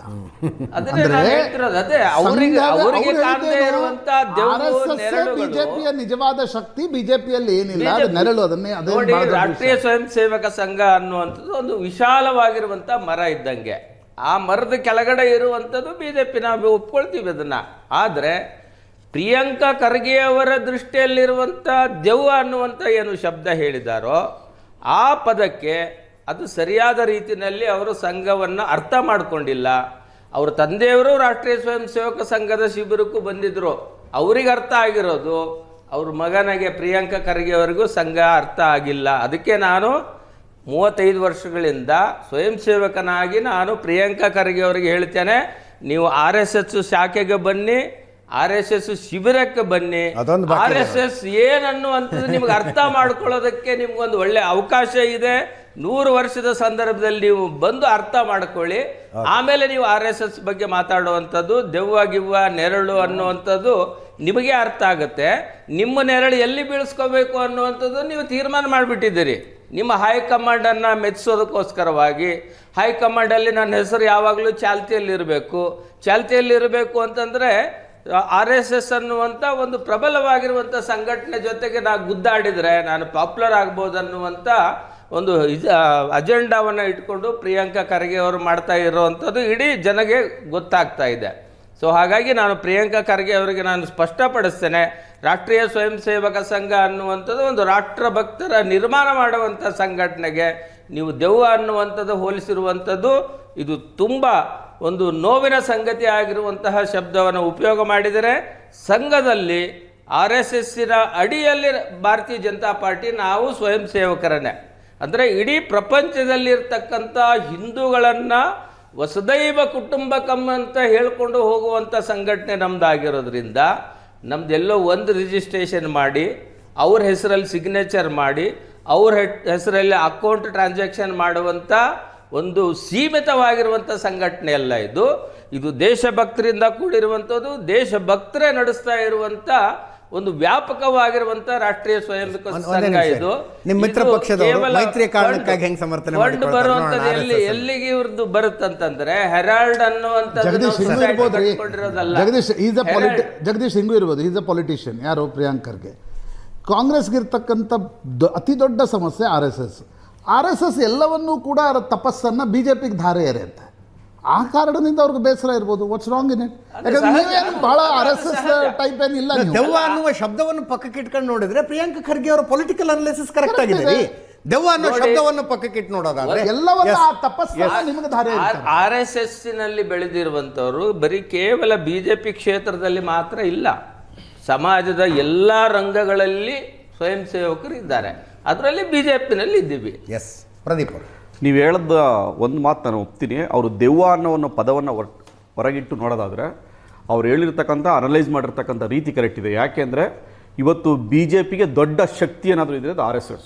ಇವತ್ತು ಇಷ್ಟು ದೊಡ್ಡ ಮಟ್ಟದ ಸಂಘಟನೆಯನ್ನು ಕಟ್ಟಿದರೆ, ಇಷ್ಟು ದೊಡ್ಡ ಭಾರತ ದೇಶದ ಅನೇಕ ರಾಜ್ಯಗಳಲ್ಲಿ ಇವತ್ತು ಅಧಿಕಾರನ ಹಿಡೀಲಿಕ್ಕೆ ಸಾಧ್ಯ ಆಗಿದ್ರೆ, 3 ಬಾರಿ ಕೇಂದ್ರದಲ್ಲಿ ಅಧಿಕಾರವನ್ನು ಹಿಡೀಲಿಕ್ಕೆ ಸಾಧ್ಯ ಆಗಿದ್ರೆ ಅದು RSSನ ಸಂಘಟನೆ. ಉದಾಹರಣೆಗೆ JDS ನ ಅಸ್ತಿತ್ವ ಇರುವುದೇ ದೇವೇಗೌಡರ ಕುಟುಂಬದಿಂದ. ದೇವೇಗೌಡರ ಕುಟುಂಬ ಇಲ್ಲದೆ ಹೋದ್ರೆ JDS ಏನು ಅಸ್ತಿತ್ವ ಇದೆ ಅಂತ ಯಾರು ಮಾತಾಡಿದ್ರೆ ಅದು ಕರೆಕ್ಟ್ ಅದು. ಆದ್ರೆ ದೇವೇಗೌಡರ ಕುಟುಂಬಕ್ಕೆ ಈ ರೀತಿಯ ಶಬ್ದಗಳನ್ನು ಬಳಸಿದಾಗ ಸಿಟ್ಟು ಬರುತ್ತೆ. ಆದ್ರೆ ಅವ್ರ ರಾಜಕೀಯವಾಗಿ ಒಂದು ಅಸಹನೆ ಇದೆ. ಆಗ್ಲೇ ನಾಥು ಸರ್ ಹೇಳಿದಾಗೆ ಗಾಂಧೀಜಿಯವರ ಹತ್ಯೆಯ ನಂತರ ಬೇರೆ ಬೇರೆ ಭಿನ್ನಾಭಿಪ್ರಾಯಗಳಿಗೆ ಅವ್ರಿಗೆ ಭಿನ್ನಾಭಿಪ್ರಾಯ ಇದೆ. ರಾಜಕೀಯ ಅಸಹನೆ ಇರ್ಬೋದು, ಬೇರೆ ಬೇರೆ ಕಾರಣಗಳಿಗೋಸ್ಕರ ಅವರಿಗೆ ಸೈದ್ಧಾಂತಿಕವಾಗಿಯೂ ಭಿನ್ನಾಭಿಪ್ರಾಯ ಇದೆ. ಆದರೆ ಆ ಸಂಘಟನೆಯನ್ನ ನೀವು ಕಳೆದ 6 ತಿಂಗಳಿಂದ ಅವ್ರು ಮಾತಾಡ್ತಾ ಇದ್ದಾರೆ, ಚರ್ಚೆಯಲ್ಲಿದ್ದಾರೆ, ಪದೇ ಪದೇ RSS ಬಗ್ಗೆ ಮಾತಾಡ್ತಾ ಇದ್ದಾರೆ, ಆ ಸಂಘಟನೆ ಬಗ್ಗೆ ಮಾತಾಡ್ತಾ ಇದ್ದಾರೆ, BK ಹರಿಪ್ರಸಾದ್ ಮತ್ತು ಪ್ರಿಯಾಂಕಾ ಖರ್ಗೆ ಅವರು. ಆದರೆ ನೀವು ಆ ಬಗ್ಗೆ ಈ ನಿಲುವು ಇರ್ತಕ್ಕಂಥವ್ರು, ನೀವು ಆಗಲೇ ಹೇಳಿದಾಗೆ ಕಳೆದ 52 ವರ್ಷ ಕೇಂದ್ರದ ಅಧಿಕಾರ ಮಾಡಿದಂಥವ್ರು, ರಾಜ್ಯದಲ್ಲಿ ಅನೇಕ ಬಾರಿ ಸರ್ಕಾರಗಳನ್ನು ರಚನೆ ಮಾಡಿದಂಥವ್ರು, ಏನೇನು ನಿಲುವನ್ನು ತೆಗೆದುಕೊಂಡ್ರಿ, ಏನೇನು ಕ್ರಮಗಳನ್ನು ತೆಗೆದುಕೊಂಡ್ರಿ, ರಿಜಿಸ್ಟ್ರೇಷನ್ ಆಗಬೇಕು ಅಂತ ಹೇಳ್ತಾ ಇದ್ರಲ್ಲ, ಯಾವ ಹೋರಾಟವನ್ನು ಮಾಡಿದ್ರಿ? ನೀವು ಅವತ್ತು ಅಧಿಕಾರದಲ್ಲಿ ಇದ್ರಲ್ವಾ? ನೀವು ಕೇಳ್ಬೋದಿತ್ತಲ್ಲ ಅವ್ರನ್ನ. ಅವತ್ತಿಲ್ದಿರೋದು ಇವತ್ತು ಯಾಕೆ ಬರ್ತಾ ಇದೆ ಅಂದರೆ, ಬಿಕಾಸ್ ಕಾರಣ ಏನಪ್ಪ ಅಂದರೆ BJP ಇಷ್ಟು ದೊಡ್ಡ ಮಟ್ಟಕ್ಕೆ ಬೆಳೀಲಿಕ್ಕೆ, ಶಕ್ತಿಯುತವಾಗಿರಲಿಕ್ಕೆ, ಇಷ್ಟು ದೊಡ್ಡ ಸಂಘಟನೆ ಆಗಿದ್ರೆ ಅದಕ್ಕೆ RSS. ಅದಕ್ಕೆ ನಿಮಗೆ ಏನಾಗಿದೆ, ಇವತ್ತು RSSನ ನೀವು ವಿರೋಧ ಮಾಡ್ತಾ ಇದ್ರಿ. ಅದಕ್ಕೆ ನೀವು ಹೇಳಿರ್ತಕ್ಕಂಥದ್ದು RSSನ ನೆರಳು ವಿರುದ್ಧ ನಾವು ಹೋರಾಟ ಮಾಡೋಕ್ಕಲ್ಲ, BJP ಇದೇ ಕಾರಣಕ್ಕೋಸ್ಕರ ಅವರು ಈ ಮಾತನ್ನ ಹೇಳಿರ್ತಕ್ಕಂಥದ್ದು. ಇವತ್ತು ನನ್ನ ಸ್ಟ್ಯಾಂಡ್ ಏನಪ್ಪ ಅಂದ್ರೆ, RSSನ ಇವತ್ತು ಏನು ಬೆಳವಣಿಗೆ ಇದೆ, ಇವತ್ತು ಆ ಸಂಘಟನೆ ಇದೆ, ಅದು ನಾವು ಯಾರು ಅಲ್ಲಗಳಿರ್ತಕ್ಕಂಥ 2 ವರ್ಷದ ಹಿಂದೆ ಟೀಕೆ ಮಾಡ್ತಿರ್ಲಿಲ್ವಾ ಕುಮಾರಸ್ವಾಮಿ ಅವರು? ನನಗೆ 2022ರಲ್ಲಿ ಪೇಶ್ವಾ RSS ಎಲ್ಲ ಟೀಕೆ ಮಾಡ್ತಿದ್ರಲ್ವಾ? ನಾನೇನು RSSನವರಲ್ಲ, ನಾನು RSSನ ಉಗುಳ್ತಾನೂ ಇಲ್ಲ, RSSನ ನಾನು ಕೆಲಸನೂ ಮಾಡಿಲ್ಲ. ನಾನು ಹೇಳ್ತಾ ಇರ್ತಕ್ಕಂಥ ಆ ಸಂಘಟನೆ ಅದು ಏನು ಕೆಲಸ ಮಾಡ್ತಾ ಇದೆ, ಅದು ಹೇಗೆ BJPಗೆ ಬಲವರ್ಧನೆಗೆ ಕಾರಣ ಆಗಿದೆ, BJP ಅಧಿಕಾರ ತರಲಿಕ್ಕೆ RSSನ ಪಾತ್ರ ಏನು, ಆ ದೃಷ್ಟಿಕೋನದಿಂದ ಹೇಳ್ತಾ ಇದ್ರಿ. RSS ಒಂದು ದೊಡ್ಡ ಶಕ್ತಿಯಾಗಿದೆ, ಅದ್ರಲ್ಲಿ ಡೌಟೇ ಬೇಡ. BJPಗೆ ಏನಾದರೂ ಇದು BJPಗಿಂತ ದೊಡ್ಡ ಶಕ್ತಿ RSS ಇಲ್ಲ ಅಂದ್ರೆ BJP ಇಲ್ಲ ನನ್ನ ಪ್ರಕಾರ. ಯಾಕಂದ್ರೆ ದೇವೇಗೌಡರು BJP ಬಿಡಿ, RSS ಬಿಟ್ಬಿಡಿ, BJP ಜೊತೆ ನನ್ನ ಮಗ ಸಖ್ಯ ಮಾಡಿದ ಅನ್ನುವ ಕಾರಣಕ್ಕೋಸ್ಕರ ಯಮುನಾ ನದಿ ದಂಡೆ ಮೇಲೆ ಉಪವಾಸ ಮೊನ್ನೆ ಅವರು ಟೌನ್ ಹಾಲ್ ನಲ್ಲಿ RSSನ ಒಂದು ತುರ್ತು ಪರಿಸ್ಥಿತಿಯ ಭುಗಿಲು ಅನ್ನುವ ಪುಸ್ತಕದ ಹೋಗಿದ್ರು. ಖಂಡಿತ ದೇವೇಗೌಡರು ಮೊದಲಿಂದನೂ ನಿಮ್ಗೆ ಗೊತ್ತಿದೆ, ಅವರು ಕಮ್ಯುನಿಸ್ಟ್ ಜೊತೆ ಜಾಸ್ತಿ ಸಂಬಂಧ ಇಟ್ಕೊಂಡಿದ್ರು, ಅವರು ಕಾಂಗ್ರೆಸ್ ಜೊತೆ ಸಂಬಂಧ ಇಟ್ಕೊಂಡಿದ್ರು, ಅದು ನಿಜ. ಆದರೆ ಬದಲಾದ ರಾಜಕೀಯದಲ್ಲಿ ನಾವು ಇವ್ರ ಜೊತೆ ಇದ್ದೀವಿ ಅನ್ನೋ ಕಾರಣಕ್ಕೂ BJP ಜೊತೆ ಇದ್ದೀವಿ. ಆದರೆ ನಾನು ಹೇಳ್ತಕ್ಕಂಥ ಒಂದು ಸಂಘಟನೆ ಯಾಕೆ ಬೆಳೆದಿದೆ, ಯಾಕೆ ತನ್ನ ಕೆಲಸಗಳನ್ನು ಮಾಡ್ತಾ ಇದೆ, ಅದು ಯಾಕೆ ಪೂರಕವಾಗಿ BJP ಜೊತೆ ತರ ಅಲೆ ಕೆಲಸ ಮಾಡ್ತಾ ಇದೆ, BJPಗೆ ಹೇಗೆ ಅದು ಪೂರಕವಾಗಿ ಕೆಲಸ ಮಾಡಿಕೊಂಡು ಅಧಿಕಾರ ಬರಲಿಕ್ಕೆ ಕಾರಣ ಆಗಿದೆ. ಅಂತ ದೊಡ್ಡ ಶಕ್ತಿಯನ್ನ ನೀವು ವಿರೋಧ ಮಾಡಬೇಕಾದ್ರೆ ವಿರೋಧ ಮಾಡಬಾರ್ದು ಅಂತ ಹೇಳ್ತಲ್ಲ, ಚರ್ಚೆ ಆಗಬಾರ್ದು ಅಂತ ಹೇಳ್ತಲ್ಲ. ಆದರೆ ನಿಮಗೆ ಆ ರೀತಿ ಭಿನ್ನಾಭಿಪ್ರಾಯ ಇದ್ದದ್ದೇ ಆಗಿದ್ರೆ, ಸೈದ್ಧಾಂತಿಕ ಭಿನ್ನಾಭಿಪ್ರಾಯ, ರಾಜಕೀಯ ಭಿನ್ನಾಭಿಪ್ರಾಯ ಇದ್ದೇ ಇದ್ರೆ, ನೀವು ಹೋರಾಟವನ್ನು ತಾರ್ಕಿಕ ಹಂತಕ್ಕೆ ತೆಗೆದುಕೊಂಡು ಹೋಗಿ, ಸಾರ್ವಜನಿಕವಾಗಿ ನಿಂತ್ಕೊಂಡು ನೀವು ಪದೇ ಪದೇ ಮೀಡಿಯಾಗಳ ಮುಂದೆ ಚರ್ಚೆ ಏನಕ್ಕೆ ಮಾಡ್ತಾ ಇದ್ರಿ, ಯಾವ ಕಾರಣಕ್ಕೋಸ್ಕರ ಮಾಡ್ತಾ ಇದ್ರಿ, ಕಾರಣ ಏನು? ನೀವಂದ್ರೆ ಗಲಾಟೆ ಮಾಡಿಸ್ಬೇಕು ಅಂತನಾ? ನೀವು ಇವತ್ತು ಕಳೆದ 6 ತಿಂಗಳಿಂದ ನೀವು ಚರ್ಚೆ ಮಾಡ್ತಾ ಇದ್ರಿ ಅಂದ್ರೆ, ಇವತ್ತಿನ ಈ ಕಾಂಗ್ರೆಸ್ ಸರ್ಕಾರದ ಭ್ರಷ್ಟಾಚಾರಗಳು ಇದನ್ನ ನೀವು ಮುಚ್ಚಿಡ್ಲಿಕ್ಕೆ ಈ ಪ್ರಯತ್ನವನ್ನು ಮಾಡ್ತಾ ಇದ್ರಿ ಅನ್ಸುತ್ತೆ. ಇವತ್ತು ಎಷ್ಟು ಸಾಲು ಭ್ರಷ್ಟಾಚಾರಗಳಾಗಿದೆ. ಈ ಭ್ರಷ್ಟಾಚಾರಗಳ ನೀವು ಉತ್ತರ ಕಡೆ ಆಗ್ತಿಲ್ಲ ನಿಮ್ಮ ಕೈಲಿ. ಇವತ್ತು ಕಲಬುರಗಿ ಯಾವ ಸ್ಥಾನದಲ್ಲಿದೆ? ಇವತ್ತು ಈ ಚರ್ಚೆ ಮಾಡ್ತಾ ಇದ್ರಲ್ಲ, ಕಲ್ಯಾಣ ಕರ್ನಾಟಕದ ಅಭಿವೃದ್ಧಿ ಬಗ್ಗೆ ನೀವು ಚರ್ಚೆಯನ್ನು ಹುಟ್ಟಾಕಿದ್ರೆ ನಿಮ್ಮನ್ನ ದೊಡ್ಡ ನಾಯಕರಾಗ್ತಾ ಇದ್ರಿ. ನೀವು ಈ ಚರ್ಚೆಯನ್ನು RSS ಬಗ್ಗೆ ಚರ್ಚೆ ಹುಟ್ಟಾಕಿದ್ರಲ್ಲ, ಆ RSSನ ಚರ್ಚೆಯನ್ನ ಕಲ್ಯಾಣ ಕರ್ನಾಟಕದ ಅಭಿವೃದ್ಧಿಗೆ ಚರ್ಚೆ ಮಾಡ್ಬೋದಾಯಿತು. ಯಾವ ಪ್ರಯತ್ನವನ್ನು ಮಾಡಿಲ್ಲ. ನೀವು ಯಾವ ಹೋರಾಟವನ್ನು ಮಾಡಿದಿರಿ? ನೀವಾಗ್ಲಿ ಅವರಾಗ್ಲಿ ನಿಮ್ಮ ಅನುಕೂಲಕ್ಕೆ ತಕ್ಕಂಥ ಚರ್ಚೆಗಳನ್ನು ಹುಟ್ಟಾಕ್ತೀರಿ. ಮುಜುಗರ ಆಗೋ ಚರ್ಚೆಗಳನ್ನು ಯಾರು ಹುಟ್ಟಾಕ್ತಾರೆ? ನಿಮ್ಮ BJP ಅವರು ಹುಟ್ಟಾಕ್ತಾರೆ. ರಾಷ್ಟ್ರೀಯ ಅಧ್ಯಕ್ಷರು, 7-8 ಬಾರಿ ಸಚಿವರು, ಇಷ್ಟೆಲ್ಲ ಆಗಿದ್ಕೊಂಡು ಕಲ್ಯಾಣ ಕರ್ನಾಟಕ ಯಾವ ಸ್ಥಾನದಲ್ಲಿದೆ? ನೀವು ಏನಂತ ಸತ್ಯಪ್ರಕಾಶ್ ಅವರೇ, ಬ್ರೇಕ್ ಹೋಗೋದಕ್ಕಿಂತ ಮುಂಚೆ ಒಂದು ಕ್ವಿಕ್ ಕ್ವಶನ್. ನೀವು ಸಮಸ್ಯೆನ ಐಡೆಂಟಿಫೈ ಮಾಡಿದ್ದೀರಿ ಸರ್, ಸೊಲ್ಯೂಷನ್ ಏನಾದ್ರು ಗೊತ್ತಾಗ್ತಿದೆಯಾ? ಈಗ ನೋಡಿ, very clear Rachit, we need to understand. ಈಗ ನಮ್ದು ಏನು ಗೊತ್ತಾ, we need to fight politically to the BJP ಅಂತ ಮಾಡ್ಕೊಳ್ಳಿ. ರಾಜಕೀಯವಾಗಿ ನಾವು BJPನ ಫೈಟ್ ಮಾಡಬೇಕು, ಸೈದ್ಧಾಂತಿಕವಾಗಿ ನಾವು RSSನ ಫೈಟ್ ಮಾಡಲೇಬೇಕು. ಇವತ್ತು ಏನಾಗಿದೆ, ಸೈದ್ಧಾಂತಿಕ ಹೋರಾಟ ಅಂತಿಮ ಘಟ್ಟಕ್ಕೆ ಬಂದಿದೆ.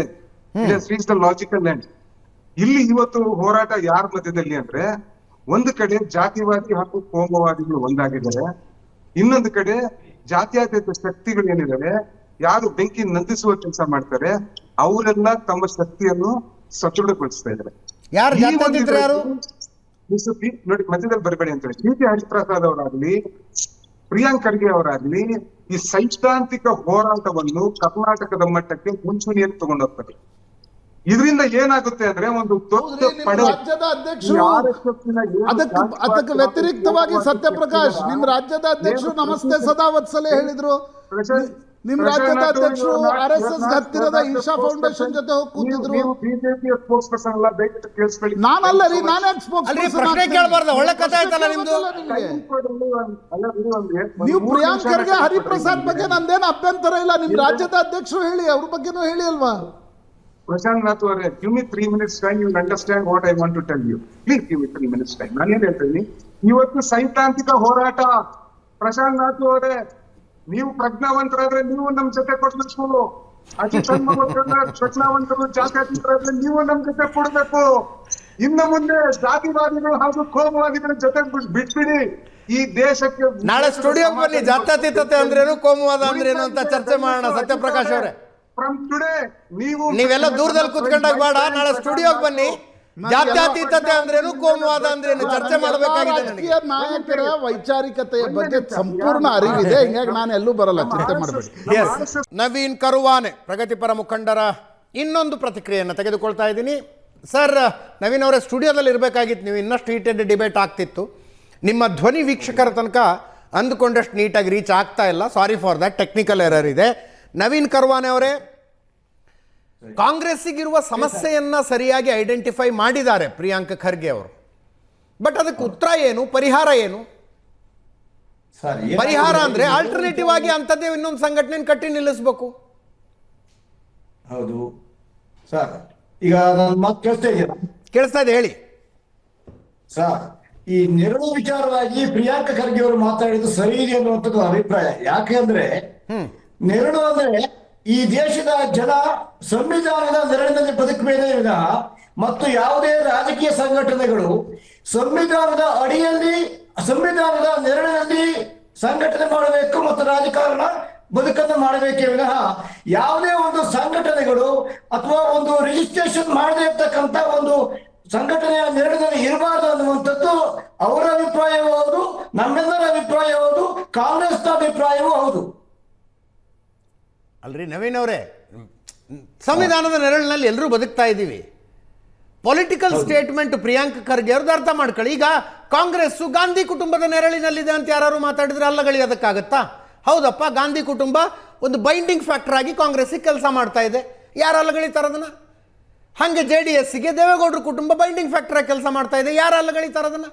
ಅದರ ಅರ್ಥ ಕಾಂಗ್ರೆಸ್ನವರು ಸಂವಿಧಾನದ ನೆರಳಿನಲ್ಲಿ ಬದುಕ್ತಿಲ್ಲ, JDSನವರು ಸಂವಿಧಾನದ ನೆರಳಿನಲ್ಲಿ ಬದುಕ್ತಿಲ್ಲ, ಬಿಜೆಪಿಯವರು ಸಂವಿಧಾನದ ನೆರಳಿನಲ್ಲಿ ಬದುಕ್ತಿಲ್ಲ ಅಂತನಾ? ಇಲ್ಲ, ಕಾಂಗ್ರೆಸ್ ಗಾಂಧಿಯ ನೆರಳನ್ನ, ಗಾಂಧಿಯ ಆಶಯಗಳನ್ನ ಬಿಚ್ಚುತ್ತಾ ಇದೆ. ನಾನು ಕಾಂಗ್ರೆಸ್ ಮುಖಂಡರಾಗಿ ಬನ್ರಿ ದಯವಿಟ್ಟು. ನವೀನ್ ಅವರೇ, ಜನಸಂಖ್ಯೆಗೆ ತಕ್ಕನಾಗಿ ಮದ್ಯದ ಅಂಗಡಿಗಳು ಇಲ್ಲ ಇಲ್ಲಿ ಅಂತ ಅಬಕಾರಿ ಸಚಿವರು ಹೇಳಿಕೆ ಕೊಡ್ತಾರೆ. ಕಾಂಗ್ರೆಸ್ ಏನು ಗಾಂಧೀಜಿಯವರ ಆಶಯಗಳನ್ನು ಬಿತ್ತುತ್ತಾ ಇದೆ ಅಂತ ಮಾತಾಡ್ತಿದ್ದೀರಿ ನೀವು. ಬನ್ನಿ ದಯವಿಟ್ಟು. ಯಾಕೆ ಪ್ರಗತಿಪರರು ಅನಿಸ್ಕೊತೀರಿ? ಗಾಂಧಿ ಗಾಂಧಿ ಗಾಂಧಿ ಈಗ ಏನಾಗಿದೆ, ಉದ್ಯೋಗ, ಗ್ರಾಮೀಣ ಉದ್ಯೋಗ ಖಾತ್ರಿ ಯೋಜನೆಯನ್ನ ಗಾಂಧಿ ಹೆಸರಲ್ಲಿತ್ತು, ಆ ಹೆಸರನ್ನು ಬದಲಾವಣೆ ಮಾಡೋ ಉದ್ದೇಶ ಏನು? ನವೀನ್, ನಾವೊಂದು ಜೀವನಾಂಶ ಅಂತ ತಂದ್ಬಿಟ್ಟು ವ್ಯವಸ್ಥೆ ಜನರಿಗೆ ತಲುಪು ಹಾಗೆ ಮಾಡದೇ ಇದ್ದಾರಲ್ಲ, ಇದರ ಉದ್ದೇಶ ಏನು? ಪ್ರಶಾಂತ್, ಅದೇ ನೋಡಿ, ಈಗ ಪ್ರಿಯಾಂಕ್ ಖರ್ಗೆ ಏನು ದೆವ್ವ ನೆರಳು ಹೇಳಿದ್ದಾರೆ, ಅದರ ಒಟ್ಟು ಅರ್ಥ ನಾನು ಅರ್ಥ ಮಾಡ್ಕೊಳ್ಳೋದು, ಕಾಂಗ್ರೆಸ್ ಪಕ್ಷವನ್ನು ಇನ್ನಷ್ಟು ವೈಚಾರಿಕವಾಗಿ ಅವ್ರು ಟೇಕ್ ಆನ್ ಮಾಡಬೇಕು ಅನ್ನೋ ಪ್ರಯತ್ನ. ನನಗನ್ಸುತ್ತೆ 71ರವರೆಗಿನ ಕಾಂಗ್ರೆಸ್, 71ರ ನಂತರದ ಕಾಂಗ್ರೆಸ್, ಎರಡನ್ನೂ ನೋಡಬೇಕಾಗತ್ತೆ. ಒಂದು, ಇಂದಿರಾ ಗಾಂಧಿ ಕಾಲದ ಕಾಂಗ್ರೆಸ್, ಸೋನಿಯಾ ಗಾಂಧಿ ಕಾಲದ ಕಾಂಗ್ರೆಸ್, ಎರಡನ್ನ ನೋಡಬೇಕಾಗತ್ತೆ. ಕಾಂಗ್ರೆಸ್ ಯಾವಾಗ ಈ ದೇಶದಲ್ಲಿ ಚುನಾವಣೆಗಳನ್ನು ಸೋಲಿಕ್ಕೆ ಆರಂಭಿಸ್ತು? Because Congress doesn't have any ideology. Congress centrist ಇತ್ತು, ಒಂದ್ಸಲ ರೈಟ್ ಆಫ್ ಸೆಂಟರ್ ಅಂತು, ಇನ್ನೊಂದ್ಸಲ ಲೆಫ್ಟ್ ಆಫ್ ಸೆಂಟರ್ ಅಂತು, ಇನ್ನೊಂದ್ಸಲ ಈಗ ಕಮ್ಯುನಿಸ್ಟ್ರು ಹೋದ ಮೇಲೆ ಕಮ್ಯುನಿಸ್ಟ್ರು ಇಡೀ ಐಡಿಯಾಲಜಿಗಳನ್ನು ನಾವು ತೆಗೆದುಕೊಳ್ತೀವಿ ಅಂತಾರೆ. ಕಾಂಗ್ರೆಸ್ ಎಲ್ಲಿಯವರೆಗೆ ಸೆಂಟ್ರಿಸ್ಟ್ ಪಾರ್ಟಿ ಆಗಿತ್ತು, ಕಾಂಗ್ರೆಸ್ ಮಜಬೂತಾಗಿತ್ತು ಈ ದೇಶದಲ್ಲಿ. ನಂಬರ್ 1. ಇವತ್ತು ಕಾಂಗ್ರೆಸ್ ಸೆಂಟ್ರಿಸ್ಟ್ ಆಗಿಲ್ಲ, ಲೆಫ್ಟ್ ಆಫ್ ಸೆಂಟರಿಂದ ಇನ್ನೂ ಮುಂದಕ್ಕೆ ಹೋಗುವ ಪ್ರಯತ್ನ ಮಾಡ್ತಾ ಇದೆ. ಪ್ರಾಯಶಃ ನನಗನ್ಸುತ್ತೆ ಅನೇಕ ರಾಜ್ಯಗಳಲ್ಲಿ ಕಾಂಗ್ರೆಸ್ ಸೋಲಿಕ್ಕೆ ಮುಖ್ಯ ಕಾರಣ ಅದು. ಎರಡನೇದು ನನಗನ್ಸುತ್ತೆ ನೋಡಿ, ಕಾಂಗ್ರೆಸ್ ಬರ್ತಾ ಬರ್ತಾ ಬರ್ತಾ ಬರ್ತಾ ಯೂತ್ ಕಾಂಗ್ರೆಸ್ ಆಕ್ಟಿವ್ ಇತ್ತು, NSUI ಆಕ್ಟಿವ್ ಇತ್ತು, ಸೇವಾದಳ ಇತ್ತು. ಸೇವಾದಳ ಇತ್ತು. ಆಗಿನ ಕಾಲದ ಕಾರ್ಯಕರ್ತರು ಅವರು ಬೆಳೆದ ಪರಿ. ಈಗ ಕಾಂಗ್ರೆಸ್ ಯಾರನ್ನ ಬೆಳೆಸ್ತಾ ಇದೆ, ಏನು ಮಾಡ್ತಾ ಇದೆ? ನಾನೇನು BJPಯನ್ನು ಟೀಕೆಗಳಿಂದ ಹೊರಗಿಡ್ತಾ ಇಲ್ಲ, ಅದೊಂದು ಪ್ರತ್ಯೇಕ ಚರ್ಚೆ ಮಾಡೋಣ ನಾವು. ಆದರೆ ಕಾಂಗ್ರೆಸ್ ಐಡಿಯಾಲಜಿಕಲಿ ಬೆಂಟ್ ಆಫ್ ಮೈಂಡೇ ಇಲ್ಲ. ಈಗ ಸಂಘವನ್ನು ಯಾರು ವಿರೋಧಿಸಬಾರ್ದು ಅಂತ ಯಾರಾದರೂ ಈ ಪ್ರಜಾಪ್ರಭುತ್ವ ರಾಷ್ಟ್ರದಲ್ಲಿ ಹೇಳ್ಬೋದಾ? ವಿರೋಧಿಸಿ. ಬಟ್ ಆ ರೀತಿಯ ಸಂಘಟನೆಯನ್ನು ಕಟ್ಟಿ ಯಾಕಿವತ್ತು ಸಂಘ ಈ ಮಟ್ಟದ ಕ್ರೆಡಿಬಿಲಿಟಿಯನ್ನು ಸೋಷಿಯಲಿ ಪೊಲಿಟಿಕಲಿ ಈ ದೇಶದಲ್ಲಿ ಹೊಂದಿದೆ? ಅದನ್ನು ನೀವು ಅರ್ಥ ಮಾಡ್ಕೊಳ್ಳೋದೇ ಹೊರತು ದಿನ ಬೆಳಿಗ್ಗೆ ಆದರೆ ನೀವು ಹೊಸದೊಂದು ಟೀಕೆಗಳನ್ನು ಮಾಡ್ತಾ ಸಂಘದ ಇನ್ನಷ್ಟು ಉಚ್ಚಾಯಕ್ಕೆ ಕಾರಣರಾಗ್ತಿದ್ರೆ ಹೊರತು ಸಂಘವನ್ನು ಟೇಕ್ ಆನ್ ಮಾಡ್ತಕ್ಕಂಥ ಶಕ್ತಿಯನ್ನು ನೀವು ಗಳಿಸ್ತಾ ಇಲ್ಲ. ಪ್ರಾಯಶಃ ಇವತ್ತಿನ ಕಾಂಗ್ರೆಸ್ನ ಪರಿಸ್ಥಿತಿಗೆ, ಶಿಥಿಲತೆಗೆ ಅದು ಮುಖ್ಯ. ನೋಡಿ, ಫಸ್ಟ್ ನೀವು ಐಡೆಂಟಿಫೈ ಮಾಡಬೇಕು, ಅವರು ಒಳ್ಳೇದೇನೋ ಅದನ್ನು ತೆಗೆದುಕೊಳ್ಬೇಕು. ನೀವು ಅದನ್ನು ಕೆಲಸ ಮಾಡ್ತಾ ಇಲ್ಲ. ಪ್ರಾಯಶಃ ಇವತ್ತು ಕಾಂಗ್ರೆಸ್ನ ಸ್ಥಿತಿ. ಸತ್ಯಪ್ರಕಾಶ್ ಅವರೇ, ನವೀನ್ ಅವರೇ, ಧನ್ಯವಾದ. ತಮ್ಮಿಬ್ಬರಿಗೂ ಧನ್ಯವಾದ. Thank you Prashant. ಇದರೊಂದಿಗೆ ಇವತ್ತಿನ ಲೆಫ್ಟ್ ರೈಟ್ ಆ್ಯಂಡ್ ಸೆಂಟರ್ ಮುಗಿಸ್ತಾ ಇದ್ದೀನಿ. ನೇರ ದಿಟ್ಟ ನಿರಂತರ ಸುದ್ದಿಗಾಗಿ ನೋಡ್ತಾ ಇರಿ ಏಷ್ಯಾನೆಟ್ ಸುವರ್ಣ ನ್ಯೂಸ್.